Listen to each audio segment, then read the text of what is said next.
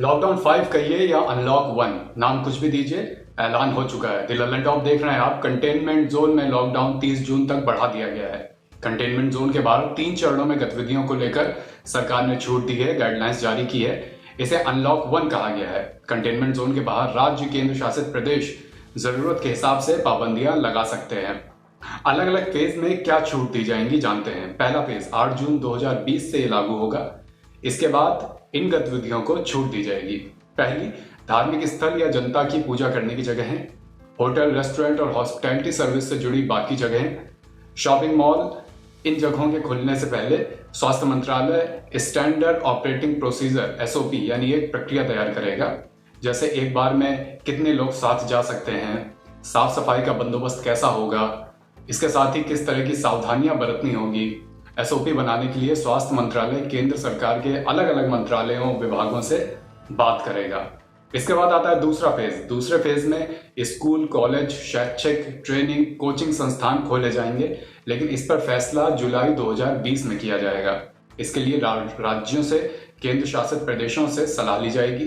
राज्य, केंद्र शासित प्रदेश की सरकारें संस्थान के स्तर पर पेरेंट्स और दूसरे स्टेक होल्डर्स से सलाह मशवरा कर सकती हैं। स्वास्थ्य मंत्रालय एसओपी तैयार करेगा, मंत्रियों, विभागों और स्टेक होल्डर्स से बात करके, ताकि कोविड-19 को फैलने से रोकने के लिए सोशल डिस्टेंसिंग का पालन सुनिश्चित किया जा सके। इसके बाद आता है तीसरा फेज।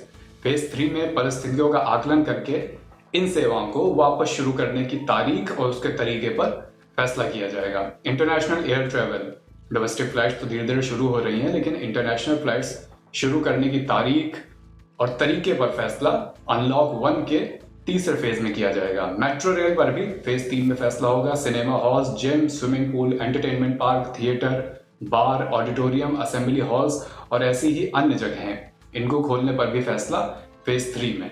सामाजिक, राजनीतिक, खेलकूद से जुड़ी, एंटरटेनमेंट से जुड़ी, पढ़ाई लिखाई से जुड़ी, धार्मिक, सांस्कृतिक जैसे बड़े बड़े जमावड़ों पर फैसला भी तीसरे फेज में लिया जाएगा।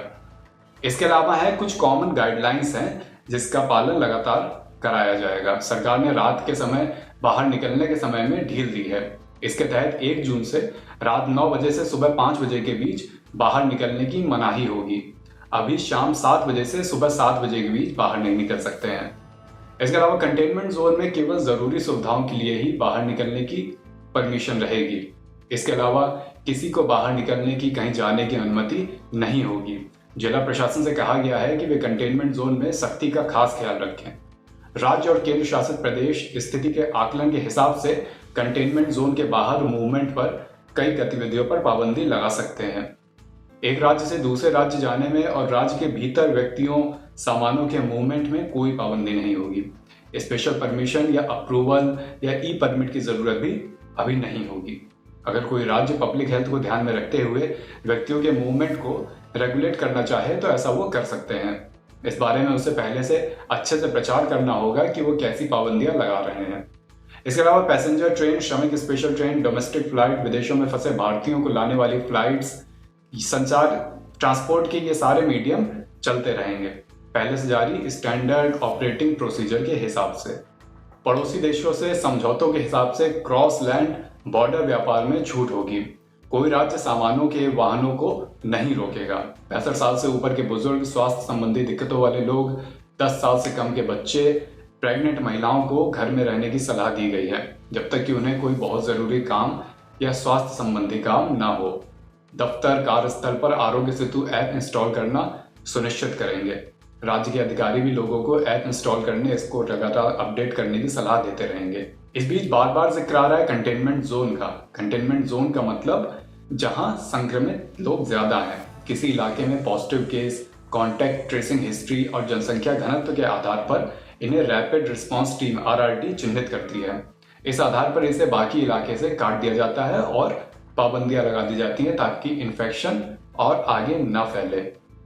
लॉकडाउन 5 या अनलॉक 1 जो भी नाम दीजिए, इसको लेकर और भी जो अपडेट्स होंगी, जो जानकारियां होंगी, लगातार आप तक पहुंचाते रहेंगे। द ललन टॉप के साथ जुड़े रहिए। शुक्रिया।